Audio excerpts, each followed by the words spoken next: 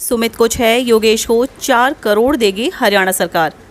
हरियाणा सरकार ने para Olympic में देश का नाम रोशन करने वाले खिलाड़ियों को इनाम का ऐलान किया है। सोनीपत जिले के गांव खेवड़ा के सुमित अंतल ने टोक्यो पैरा ओलंपिक में जेवलिन थ्रो में स्वर्ण पदक और बहादुरगढ़ की राधा कॉलोनी के योगेश कथूनिया ने डिस्क थ्रो में सिल्वर मेडल जीतकर देश का मान बढ़ाया है।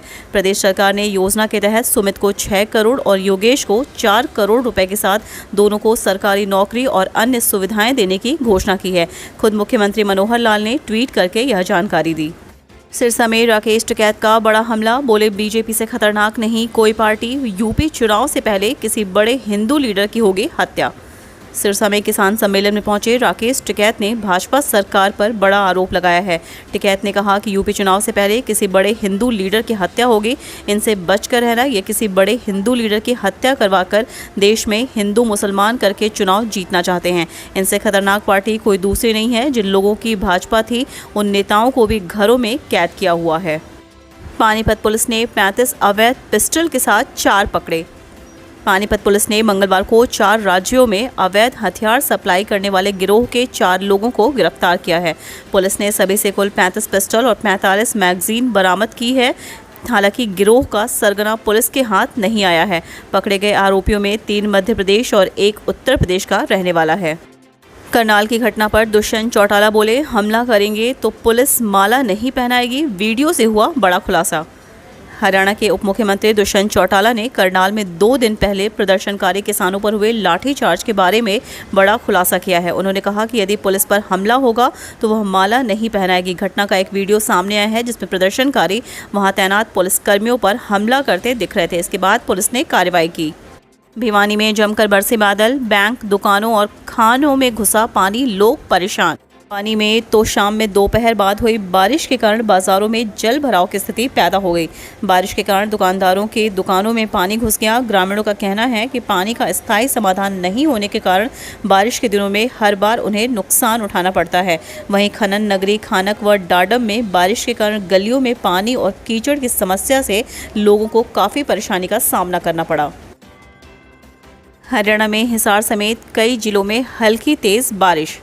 हरियाणा में पिछले लंबे समय से हिसार में मौसम खुश्क बना हुआ था, जिसके कारण लोगों को गर्मी का एहसास हो रहा था और गर्मी बढ़ने के कारण मौसम वैज्ञानिक मानसून ब्रेक बता रहे थे। मंगलवार को मौसम बदल गया। हरियाणा के कई शहरों में बारिश हो रही है तो हिसार में दोपहर को मौसम बदला और आंधी के साथ बादल छा गए। काले बादलों के कारण धूप नहीं होने से लोगों को कुछ राहत जरूर मिली, मगर उमस भी बढ़ी। अब 5 सितंबर तक इस तरह का मौसम बने रहने के आसार हैं और कुछ जगहों पर तेज बारिश भी हो सकती है। कांग्रेस विधायकों को साथ लेकर राज्यपाल से मिले भूपेंद्र सिंह हुड्डा। पूर्व मुख्यमंत्री और नेता प्रतिपक्ष भूपेंद्र सिंह हुड्डा के नेतृत्व में कांग्रेस विधायकों ने भूमि अधिग्रहण बिल और किसानों पर लाठीचार्ज के मुद्दे को लेकर राज्यपाल से मुलाकात की। दोनों मुद्दों पर राज्यपाल को ज्ञापन भी सौंपा गया। ज्ञापन में राज्यपाल से अनुरोध किया गया है कि वे मानसून सत्र में पास किए गए नए भूमि अधिग्रहण विधेयक पर अपनी सहमति न दें और इसे संविधान के अनुच्छेद 201 के तहत पुनर्विचार के लिए हरियाणा विधानसभा को वापस भेजें, क्योंकि यह विधेयक किसान, गरीब विरोधी और अप्रजातांत्रिक है। विधेयक को सदन में बिना विस्तृत चर्चा के जल्दबाजी में पारित किया गया। जन्माष्टमी पर दही हांडी को लेकर हुए विवाद में युवक की हत्या। फरीदाबाद के गांव सोतेई में जन्माष्टमी के अवसर पर मंदिर में दही हांडी चढ़ाने को लेकर 2 पक्षों में विवाद हो गया और इस झगड़े में एक युवक की कथित रूप से गोली मारकर हत्या कर दी गई। पुलिस प्रवक्ता ने मंगलवार को बताया कि सोमवार रात को जन्माष्टमी के अवसर पर मंदिर में दही हांडी को लेकर भूपेंद्र और सोनू नामक युवक के बीच झगड़ा हो गया। उन्होंने बताया कि इस दौरान दोनों के बीच विवाद होने पर भूपेंद्र की कथित रूप से गोली मारकर हत्या कर दी गई। जेजेपी राष्ट्रीय अध्यक्ष डॉक्टर अजय सिंह चौटाला करेंगे प्रदेश भर का दौरा, कार्यकर्ताओं के साथ करेंगे बैठक। आगामी सितंबर माह में जननायक जनता पार्टी के राष्ट्रीय अध्यक्ष डॉक्टर अजय सिंह चौटाला प्रदेश भर का दौरा करेंगे। इस दौरान अजय चौटाला सभी 22 जिलों में पार्टी के पदाधिकारियों और कार्यकर्ताओं के साथ जिला स्तरीय बैठक करेंगे। जेजेपी की तरफ से जारी कार्यक्रमों के अनुसार डॉक्टर अजय चौटाला 1 सितंबर से भिवानी जिले से अपने प्रदेश स्तरीय दौरे की शुरुआत करेंगे। करनाल लाठीचार्ज, एसएचओ हरजिंदर खैरा विवाद में परिवार ने प्रेस वार्ता कर दी सफाई। करनाल में किसानों पर हुए लाठीचार्ज के मसले में हरियाणा पुलिस के एसएचओ हरजिंदर खैरा सुर्खियों में हैं। किसान पर उन कार्रवाई करने की मांग कर रहे हैं। इसी बीच आज कुरुक्षेत्र गांव लुखी में उनके परिवार ने इस मसले पर प्रेस वार्ता करके सफाई दी। उन्होंने कहा कि उनका परिवार किसानों का हितैषी है और सदैव किसानों की लड़ाई में उनके साथ खड़ा है। हिसार में 27 साल की लड़की से रेप। हरियाणा के हिसार जिले में पीजी में रहने वाले 27 साल की लड़की के साथ उसकी सहेली के दोस्त ने रेप किया। युवती अपनी सहेली के बर्थडे सेलिब्रेशन में गई थी। वहां उसको कोल्ड ड्रिंक में नशा देकर बेहोश कर दिया गया और फिर उसके साथ दुष्कर्म किया गया। जब युवती को होश आया तो उसने अपने साथ हुई घटना के बारे में पता चला। पुलिस ने मामले में आरोपी मुकेश के खिलाफ केस दर्ज किया है। महिला क्लर्क ने की फीस में लाखों की हेराफेरी। हरियाणा में के करनाल जिले में मटक माजरी गांव के एक निजी स्कूल की महिला क्लर्क ने फीस में लाखों की हेराफेरी कर ली। पकड़े जाने पर महिला ने लिखित में गलती स्वीकार की और 1,50,000 जमा करवाए। दोबारा से पैसे मांगने पर महिला क्लर्क ने स्कूल के मैनेजर व क्लर्क को जान से मारने की धमकी दे दी। अब इंद्री थाना पुलिस ने महिला क्लर्क के खिलाफ केस दर्ज किया है। स्कूलों में कल से शुरू होंगी 4वीं व 5वीं की कक्षाएं। खाना नहीं करना होगा शेयर, घर से लाना होगा पानी। कोरोना की रफ्तार थमने के बाद बच्चों की ऑफलाइन पढ़ाई ने गति पकड़ी है। अब ऑनलाइन की बजाय बच्चों की ऑफलाइन पढ़ाई होगी, जिसके तहत बुधवार से 4वीं व 5वीं कक्षा के बच्चों की कक्षाएं लगाई जाएंगी। इस दौरान कोई भी बच्चा आपस में खाना शेयर नहीं करेगा। साथ ही में घर से लाई गई बोतल का पानी ही इस्तेमाल कर सकेंगे। यहाँ तक कि शिक्षा विभाग ने फिलहाल स्कूलों में मिड डे मील का राशन बनाने पर भी बंदिशें लगा दी हैं। संदिग्ध हालात में चली गोली, जींद के नगर परिषद के निवर्तमान उप प्रधान समेत 2 घायल। नगर परिषद के निवर्तमान उप प्रधान समेत 2 लोग संदिग्ध हालात में गोली लगने से घायल हो गए, जिन्हें पीजीआई रोहतक रेफर किया गया है। परिजनों का कहना है कि असलहा की सफाई करते समय गोली चली है। दोनों के हालात खतरे से बाहर बताए जा रहे हैं। शहर थाना पुलिस मामले की जाँच कर रही है। सोनाली फोगाट का राज्यपाल सत्यपाल मलिक पर हमला, मांगा इस्तीफा। मेघालय के राज्यपाल सत्यपाल मलिक द्वारा किसानों का समर्थन करने और सीएम मनोहर लाल खट्टर को किसानों से माफ़ी मांगने की सलाह देने के बाद अब भाजपा नेत्री सोनाली फोगाट ने सोशल मीडिया पर लाइव आकर उन पर निशाना साधा है। बीजेपी नेत्री सोनाली फोगाट ने किसान आंदोलन को लेकर जमकर भड़ास निकाले। उन्होंने गवर्नर सत्यपाल मलिक से किसान आंदोलन का नेतृत्व करने को कहा। वृंदावन से लौट रहे कैथल निवासी श्रद्धालुओं से भरी गाड़ी केएमपी पर पलटी, 8 लोग घायल। कैथल जिले के गांव चंदाना निवासी घायल 21 वर्षीय दीपक ने बताया कि गांव के करीब 15 लोग गाड़ी में सवार होकर जन्माष्टमी पर वृंदावन गए हुए थे। मंगलवार को सभी वापस अपने घर लौट रहे थे। जब वे केएमपी पर बादली के नज़दीक पहुंचे तो उनकी गाड़ी के सामने एक ट्रक चल रहा था। ट्रक चालक ने लापरवाही से गाड़ी चलाते हुए अचानक ब्रेक लगा दिए, जिससे उनकी गाड़ी पीछे चल रही थी, जिसे बचाने का प्रयास किया। इस कारण उनकी गाड़ी अनियंत्रित हो गई और वहां पलट गई। इस हादसे में 8 लोगों को अधिक चोटें आई हैं। घटना के बाद ट्रक चालक मौके से फरार हो गया है। दिन भर बदलता रहा मौसम, ठंडी हवाएं चलने से अधिकतम व न्यूनतम तापमान 2 डिग्री गिरा। बंगाल की खाड़ी में बने एक कम दबाव के क्षेत्र व साथ में साइक्लोनिक सर्कुलेशन बनने से सोमवार से मौसम परिवर्तनशील बना हुआ है।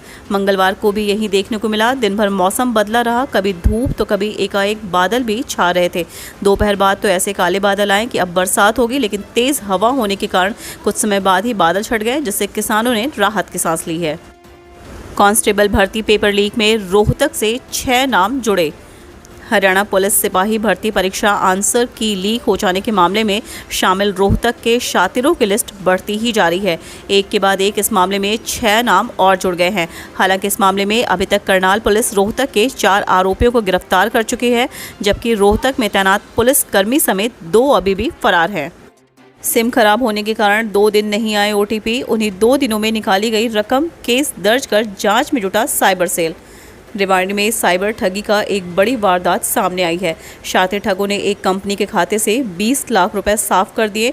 ताज्जुब की बात यह है कि कंपनी के खाते से मोबाइल नंबर रजिस्टर्ड है, लेकिन उनके पास कोई ओटीपी नहीं आया।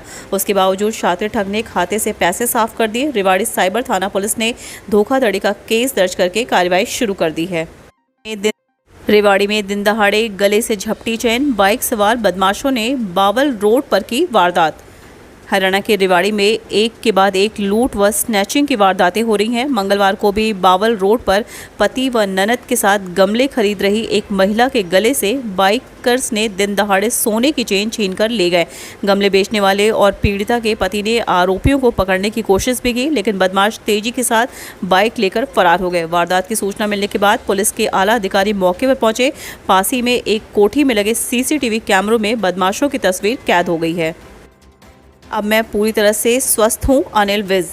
हरियाणा के गृह मंत्री अनिल विज ने कहा है कि अब वे बिल्कुल स्वस्थ और फिट महसूस कर रहे हैं और उनका ऑक्सीजन लेवल भी सही है, जिसके लिए उन्हें पीजीआई चंडीगढ़ के डॉक्टर्स व स्टाफ तथा सभी का तहे दिल से धन्यवाद किया।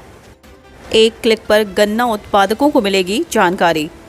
डिजिटल होते भारत पे एक के बाद एक सुविधाएं लोगों को एक क्लिक पर मिलने शुरू हो चुकी हैं।